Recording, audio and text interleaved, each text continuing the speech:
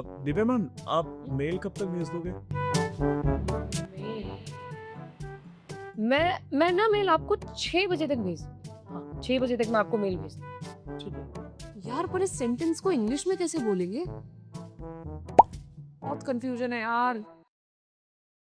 रुको रुको, भोली दिव्या को तो समझ नहीं आ पाया, लेकिन आपके लिए मैं हूं समझाने के लिए कि ऐसे सेंटेंसेस को इंग्लिश में कैसे बोला जाएगा। तो देखो भैया, रूल सिंपल है। जब भी आप किसी भी एक्शन की बात करते हो कि किसी एक समय तक कोई काम कंप्लीट हो जाएगा या फिर किसी एक समय तक कोई काम कंप्लीट हो चुका होगा, इस इमोशन को डिलीवर करने के लिए इंग्लिश ग्रामर ने हमें दिया है एक टेंस, फ्यूचर परफेक्ट टेंस। ये टेंस बहुत सिंपल है। इसमें हम नॉर्मल उन एक्शंस की बात करते हैं जो हम आने वाले समय में कंप्लीट कर लेंगे। अरे यार याद करो, आप अपने पूरे दिन में कितने सारे सेंटेंसेस बोलते हो ना कि मैं 5 बजे तक वहां पहुंच जाऊंगा, मैं 3 बजे तक ना सारी डिटेल्स आपको भेज दूंगा, मैं शाम 8 बजे तक तो खाना खा ही लूंगा, मेरे पापा रात 11 बजे तक घर आ जाएंगे। इन्हीं सेंटेंसेस को हम फ्यूचर परफेक्ट टेंस में बनाते हैं। रूल बहुत सिंपल है, विल के साथ हैव लगाओ, साथ में वर्ब की थर्ड फॉर्म। सिंपल। तो अगर मैंने बोला कि मैं 6 बजे तक मेल भेज दूंगी, तो इसको हम इंग्लिश में बोल देंगे आई, क्योंकि मैं भेज दूंगी। हेल्पिंग वर्ब विल हैव, भेजने को सेंड बोलते हैं, तो सेंड की थर्ड फॉर्म सेंट हो जाएगी। और फिर क्या, मेल भेज दूंगी, तो क्या हो जाएगा, I will have sent the mail by 6 PM। खत्म। मैं 6 बजे तक वहां पहुंच जाऊंगी। I will have reached there by 6 PM। मैं 8 बजे तक खाना खा चुकी होंगी। I will have eaten my food by 8 PM। आसान था ना? बट वेट, थोड़ी सी और डिटेल्ड एक्सप्लेनेशन है जो भी बची हुई है, जो इस वीडियो में मैं आगे कवर करने वाले हैं। तो इस वीडियो में मेरे साथ आखिरी तक जुड़े रहना, ताकि जो बाकी के फ्यूचर सेंटेंसेस है उनको भी तो कंपेयर कर सके, क्योंकि इतना सारा फ्यूचर जो हो चुका है। बट डोंट वरी, बहुत सिंपल है, बहुत आसान है और बहुत इंटरेस्टिंग भी है। तो चलो मेरे साथ। Future perfect tense. देखो, आपने जो पहले परफेक्ट के सेंटेंसेस पढ़े जहां पर हमने वर्ब की थर्ड फॉर्म का यूज किया, राइट? जहां पर मैंने आपको एक बहुत बेसिक सी चीज बताई, येट वेरी इंपॉर्टेंट चीज मैंने आपको एक बताई कि वर्ब की थर्ड फॉर्म का यूज हम किसके लिए करते हैं, जरा बताओ। काम के खत्म होने के लिए। अगर मैं प्रेजेंट परफेक्ट की बात कर रही हूं, अगर थर्ड फॉर्म के साथ में हैज और हैव लग रहा है, तो इसका मतलब हो गया कि कोई काम अभी प्रेजेंट में खत्म हुआ है। वहीं अगर मैंने पास्ट में वर्ब की थर्ड फॉर्म लगाई हैड के साथ, यानी कि पास्ट के किसी एक समय या एक्शन से पहले कोई काम खत्म हो चुका था। इसी तरीके से जब मैं वर्ब की थर्ड फॉर्म का यूज फ्यूचर में करती हूँ, यानी कि परफेक्ट का यूज जब मैं फ्यूचर में करती हूँ, तो यहां पर बात की जाती है फ्यूचर में किसी काम के खत्म हो जाने की। अब जरा सोचो, मैं आपको एक एग्जाम्पल के जरिए समझाती हूँ। कल आपका एग्जाम है, मान लो कल आपका कोई बहुत इंपॉर्टेंट एग्जाम है। अब आप सुबह आज ये प्लान करते हो कि मैं पूरे रात पूरे दिन पढ़ूंगा और कल सुबह 6 बजे तक या 6 बजे से पहले पहले मैं पूरा सिलेबस खत्म कर चुका हूंगा। यानी कि अब यहां पर आपने फ्यूचर का प्लान किया है कि फ्यूचर में एक समय तक या उस समय से पहले ही किसी काम को आप कंप्लीट कर चुके होगे। होता है ना ऐसा, कई बार हम कई बार ऐसी प्लानिंग्स करते हैं। जैसे कि हम बोलते हैं, जैसे मैं बोलती हूँ आपको कि इस कोर्स के खत्म होने तक आपको कोई ग्रामर में डाउट नहीं रहेगा, राइट? आप अपने ग्रामर के सारे डाउट्स क्लियर कर चुके होंगे जब तक ये कोर्स खत्म होगा तब तक। अब अगेन हमने यहाँ पे क्या किया, हमने फ्यूचर में किसी एक स्पेसिफिक टाइम तक किसी काम के खत्म होने की बात करी है। यही होता है फ्यूचर परफेक्ट टेंस। यानी कि जहां पर आपने किसी काम के खत्म होने की बात कर दी कि आने वाले समय में किसी समय तक कोई काम कंप्लीट हो चुका होगा, कंप्लीट हो जाएगा, राइट? देखो ना क्या लिखा है, it is used to describe an action that will be completed before a specific time और another action in the future. मतलब फ्यूचर में किसी दूसरे काम या किसी स्पेसिफिक टाइम से पहले कोई काम खत्म हो जाएगा फ्यूचर में, ध्यान रहे फ्यूचर में, तो हम यूज करते हैं फ्यूचर परफेक्ट टेंस का। रूल बहुत सिंपल है, विल के साथ में हैव लगता है, थर्ड फॉर्म लग जाती है, विल नॉट हैव लगता है और थर्ड फॉर्म लग जाती है। देखो ना क्या लिखा है, जो भविष्य में किसी निश्चित समय या किसी दूसरे काम से पहले पूरा हो चुका होगा, राइट? तो जब आप फ्यूचर को क्या प्रेडिक्ट कर रहे हो, क्या कर रहे हो आप फ्यूचर को प्रेडिक्ट कर रहे हो, पहले ही प्लान कर रहे हो, पहले ही सोच रहे हो कि इस समय से पहले ये काम कंप्लीट हो चुका होगा, राइट? जैसे कई बार जब हम ट्रिप्स प्लान करते हैं, जरा ध्यान दो, जब हम ट्रिप्स प्लान करते हैं कई बार तो हम बोलते हैं ना कि हम यहाँ से मंडे को निकलेंगे, ट्यूसडे की सुबह तक हम वहाँ पहुँच जाएंगे और ट्यूसडे के बाद फिर हम साइट सीइंग शुरू करेंगे। साइट सीइंग यानी उस जगह पे जो जो चीज़ें घूमने लायक है, देखने लायक है, जहाँ पर अक्सर टूरिस्ट जाते हैं नए एक्सपीरियंस लेने, उसको बोला जाता है साइट सीइंग। तो हम मंडे को निकलेंगे, ट्यूसडे तक हम पहुँच चुके होंगे वहाँ पर, राइट? तो ये भी फ्यूचर परफेक्ट टेंस है, राइट? रूल मैंने क्या बताया, will have with third form of verb. तो क्या बोलेंगे हम, we will have reached there, we subject, हम पहुंच जाएंगे, विल हैव हेल्पिंग वर्ब लग गई, रीच की थर्ड फॉर्म रीच्ड हो गई, we will have reached there by Monday या बाय ट्यूसडे। याद रहे जब आप टाइम बताते हो तो आप बाय का यूज करते हो, always use by two talk about इस समय से पहले पहले तक के लिए हम बाय का यूज करेंगे। सिंपल। तो अब जरा सोचो और क्या क्या सेंटेंसेस हो सकते हैं। जैसे आपने क्या बोला था कि मैं कल सुबह 6 बजे तक अपना पूरा सिलेबस खत्म कर चुका हूँगा, तो मुझे एग्जाम की कोई टेंशन नहीं है। तो आप क्या बोल दोगे, मैं कर चुका हूँ। तो सब्जेक्ट की जगह पर क्या आ जाएगा, आई, फिर वही will, I will have, right? Complete कर चुका हूँगा तो कंप्लीट की third form completed, I will have completed syllabus, I will have completed syllabus। कब तक, बाय लग जाएगा अब यहाँ पे समय के लिए, by 6 AM, I will have completed syllabus by 6 AM। अब जैसे कुछ और सेंटेंसेस, जैसे मैंने आपको क्या बताया था कि इस कोर्स के खत्म होने तक, उस समय तक जब ये कोर्स खत्म होगा, आपका ग्रामर का सारा डाउट क्लियर हो जाएगा। तो मैं क्या बोल दूंगी, you will have cleared all your doubts by this course ends, right? You will have cleared all your doubts, right? इसी तरीके से, जैसे कि जब तक मैं वहां पहुंचूंगी, जब तक मैं वहां पहुंचूंगी तब तक कुछ काम, जैसे तब तक मेरी फ्रेंड वहां पहुंच भी जाएगी यार फ्यूचर में, मैं पहुंचूंगी मेरे से पहले ही वो पहुंच जाएगी फ्यूचर में, मतलब उस समय तक वो काम कंप्लीट हो चुका होगा। तो मैं क्या बोलूंगी, my friend will have reached there before I reach, या by I reach there, my friend will have reached there, right? हम शाम 8 बजे तक सारा खाना बना के रेडी कर चुके होंगे, तो आप अपने दोस्तों को लेकर आ जाना। तो we will have prepared all the food by 8 PM, we will have prepared, सोचो खत्म कर चुके होंगे ना, we will have prepared by 8 PM। समझ आया? तो किस लिए यूज किया, कोई काम फ्यूचर के एक समय तक कंप्लीट हो चुका होगा, सिंपल, राइट? लेकिन अब छोटा सा ट्विस्ट ये भी समझना, आपने जो पहले फ्यूचर के टेंसेस पढ़े हैं, फ्यूचर सिंपल, फ्यूचर कॉन्टिन्यूस, अब ये तीसरा है फ्यूचर परफेक्ट, इन तीनों में कुछ बहुत स्लाइट डिफरेंसेस तो हैं। Future simple normal future plans की बात करता है, फ्यूचर कॉन्टिन्यूस फ्यूचर में कॉन्टिन्यूटी में किसी होने वाले एक्शन की बात करता है, फ्यूचर परफेक्ट फ्यूचर में किसी काम के खत्म होने की बात करता है। तो इंग्लिश ने ना हमें ये 3 फ्यूचर के इमोशंस दिए हैं, क्योंकि इंग्लिश में इन तीनों इमोशंस को वैल्यू दी जाती है, इंग्लिश में इन तीनों को फ्रेम किया जाता है। लेकिन जब हम अपनी हिंदी की बात करते हैं ना, जब हम हिंदी में बोलते हैं, तो हम हिंदी में अक्सर फ्यूचर में इतने सारे इमोशंस ऐड नहीं करते हैं। सच्चाई यही है कि जब हम हिंदी में बात करते हैं, हम हिंदी में बहुत सारे फ्यूचर के इमोशंस नहीं लगाते, क्योंकि अगर मुझे बोलना है कि हम ट्यूसडे तक वहाँ पहुँच चुके होंगे, मैं इसको नॉर्मल हिंदी में ऐसे भी तो बोल देते हैं ना हम अक्सर कि हम फ्यूचर में मतलब हम ट्यूसडे तक पहुँच जाएंगे वहाँ पर, हम मंडे को निकलेंगे, हम ट्यूसडे तक पहुँच जाएंगे, फिर हम साइट सीइंग शुरू करेंगे, मैं सुबह 6 बजे तक अपना सिलेबस पूरा कर लूंगी, राइट? हम ऐसे ही तो बोलते हैं ना।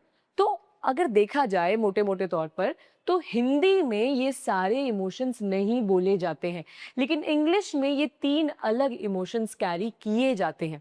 इसका मतलब ये नहीं हिंदी में नहीं बोले जाते तो हम इंग्लिश में भी नहीं बोलेंगे, नहीं, हिंदी अलग भाषा है, अंग्रेजी बिल्कुल अलग भाषा है। अंग्रेजी को हम अंग्रेजी की तरह सीखेंगे, हिंदी को हम हिंदी की तरह बोलते हुए आए हैं। बहुत सारी चीज़ें जो अंग्रेजी में होती है हिंदी में नहीं बोली जाती, और ऐसी भी बहुत सारी चीज़ें होती है जो हिंदी में होती है पर अंग्रेजी में बोली नहीं जाती हैं।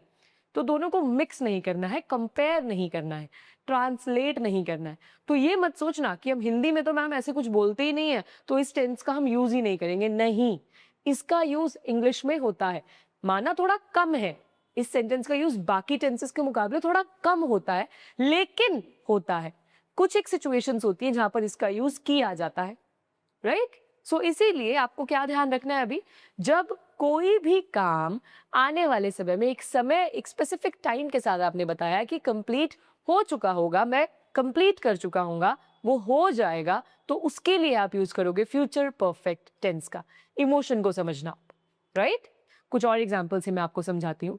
जैसे कि मैं कहती हूँ कि अगर हम टाइम से निकलेंगे तो हम अपने डेस्टिनेशन पर पार्टी शुरू होने से पहले ही पहुंच जाएंगे, यानी फ्यूचर में एक समय तक काम कंप्लीट हो चुका होगा। So we will have reached there by time या बिफोर टाइम, राइट। सो अभी आपको क्लैरिटी मिली, कोई काम फ्यूचर में एक समय तक कंप्लीट हो चुका होगा। ऐसे ही जैसे कुछ और एग्जांपल्स मैं आपको बताती हूँ। जैसे आप कहते हो कि अगले साल इस समय तक मैं अपनी ग्रेजुएशन कंप्लीट कर चुका हूँगा, है ना। कई बार डिस्कशंस होते हैं ना कि आपकी ग्रेजुएशन कब खत्म हो रही है, आप ग्रेजुएट कब हो रहे हो, तो आप कहते हो अगले साल इस समय तक मेरी ग्रेजुएशन कंप्लीट हो जाएगी। अब देखो हिंदी में हम बोलते हैं हो जाएगी, लेकिन जो इमोशन है वो क्या है, कंप्लीट होने का ही तो इमोशन है। तो इसलिए कहती हूँ डायरेक्ट हिंदी से इंग्लिश ट्रांसलेशन नहीं करना है आपको, राइट। तो अगले साल इस समय तक मेरी ग्रेजुएशन कंप्लीट हो चुकी होगी या मेरी ग्रेजुएशन कंप्लीट हो जाएगी।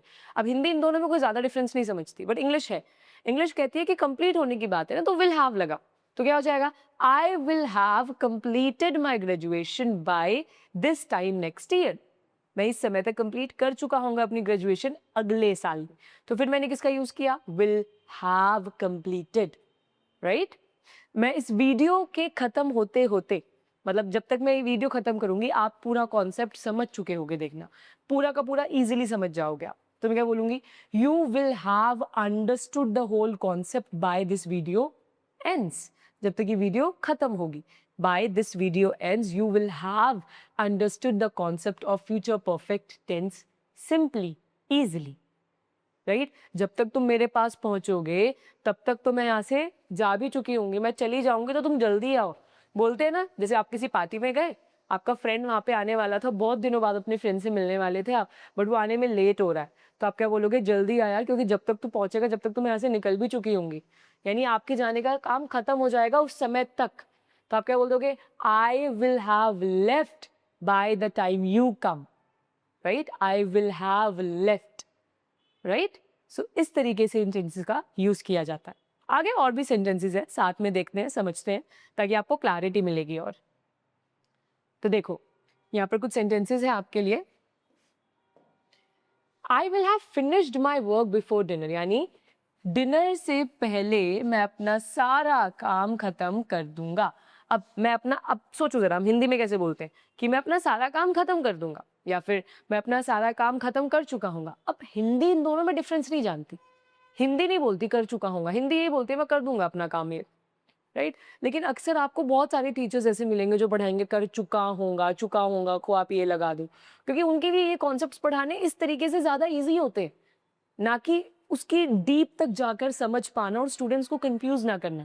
अब आप जब भी सेंटेंस बनाओगे, अगर आप हिंदी से इंग्लिश ट्रांसलेट करते हो, आपका ब्रेन चुका ढूंढेगा, लेकिन हिंदी में तो आप चुका बोलते ही नहीं, बोलते हो, यानी कि आपका ब्रेन कहेगा नहीं चुका नहीं है तो ये सेंटेंस तो होगा ही नहीं, फ्यूचर सिंपल में बनाओ भाई सारे सेंटेंस, पर नहीं, इनका यूज है।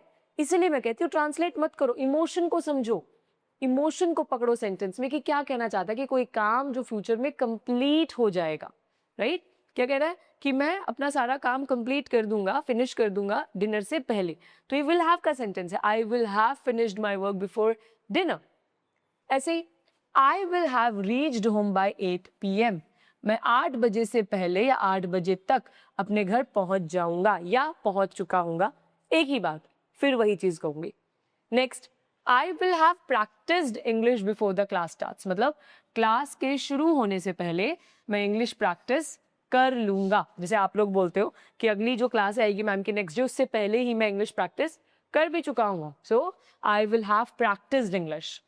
दे will have completed the task by next week. वो अगले हफ्ते तक अपना टास्क कंप्लीट कर चुके होंगे या फिर कर लेंगे. देखो फिर will have है. We will have bought groceries before the shop closes. मतलब दुकान के खत्म होने से पहले पहले हम अपनी सारी ग्रोसरीज खरीद लेंगे, खरीद चुके होंगे. We will have bought. They will have arranged everything before the event begins. Event के शुरू होने से पहले वो सारी की सारी अरेंजमेंट्स कंप्लीट कर लेंगे. दे will have arranged everything. Future की बात की जा रही है ना कि आप चिंता मत करो, वो सब कुछ पहले ही अरेंज करके रख लेंगे इवेंट शुरू होने से पहले ही. राइट अगेन अब देखो काम के खत्म होने की तो बात हुई है कि वो कर चुके होंगे इस काम को. She will have sent the email by evening. वो इवनिंग तक ईमेल्स भेज देगी या भेज चुकी होगी. राइट तो देखो सब में बाय का यूज हुआ ना, बाय या बिफोर का, ये बताने के लिए कि कोई काम जो है वो कंप्लीट हो जाएगा किसी एक समय तक या उस एक समय से पहले ही. तो यही कॉन्सेप्ट होता है फ्यूचर परफेक्ट टेंस का. घबराने की जरूरत नहीं है. एक्चुअली प्रॉब्लम अभी तक ना हिंदी से इंग्लिश वाली रही है. आपने हिंदी से इंग्लिश में ट्रांसलेट किया, इसीलिए ये फ्यूचर परफेक्ट टेंस आपको बहुत मुश्किल लगा है हमेशा से. लेकिन मैं एक ही बात कहूंगी, ये मुश्किल नहीं है.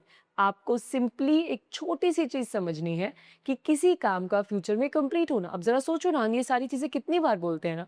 मम्मी कहती बेटा खाना खाने आ जाओ, कहते हो हाँ मम्मी रुक जाओ, मैं 8 बजे से पहले पहले अपना काम खत्म कर लूंगा, फिर मैं आके खाना खाऊंगा.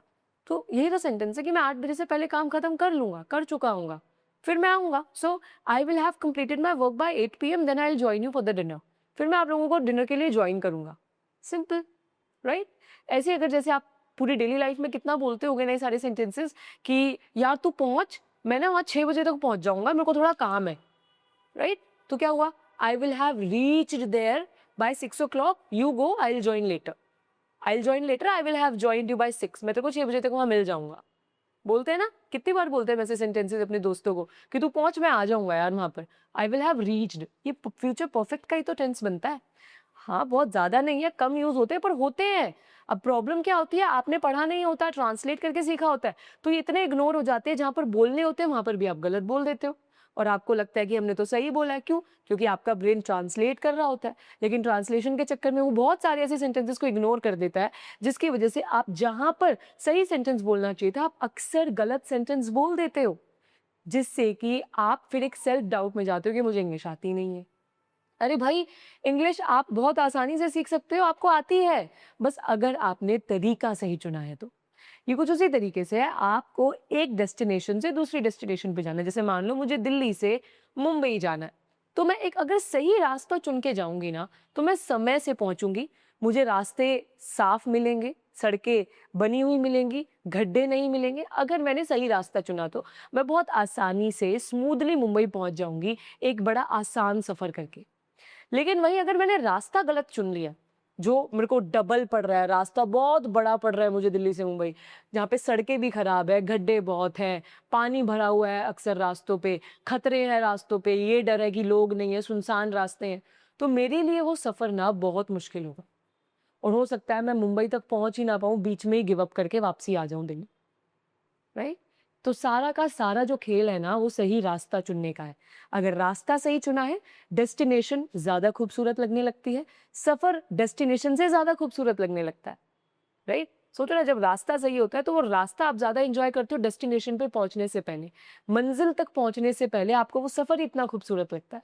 सेम चीज इंग्लिश है. इंग्लिश सीखने के लिए डेस्टिनेशन है इंग्लिश सीख जाना, लेकिन जो रास्ता आप चुन रहे हो ना अंग्रेजी सीखने के लिए, वो सबसे ज्यादा मायने रखता है कि आप ट्रांसलेशन के जरिए इंग्लिश सीखना चाहते हो या प्रैक्टिकल तरीके से अपनी डेली लाइफ को समझकर इंग्लिश सीखना चाहते हो. अब इसका डिफरेंस आपको खुद क्रिएट करना है. अब वो क्या रहा, आप गलत रास्ता हर बार चुन रहे हो, ट्रांसलेशन का गलत रास्ता चुन रहे हो, हमेशा हिंदी से इंग्लिश करने का, रटने का, जिस वजह से आप बीच रास्ते में गिव अप करते हो और वापस अपनी जगह पर आकर बैठ जाते हो. लगता है कि नहीं मैं तो सीख ही नहीं सकता हूँ, मैं तो जा ही नहीं सकता हूँ, मुंबई पहुंच नहीं सकता हूँ, रास्ता बहुत खराब है. राइट तो इस तरीके से आपको नहीं सोचना है. सही रास्ता आप चुन चुके हो जिस दिन आपने मेरे इस कोर्स को फॉलो किया था.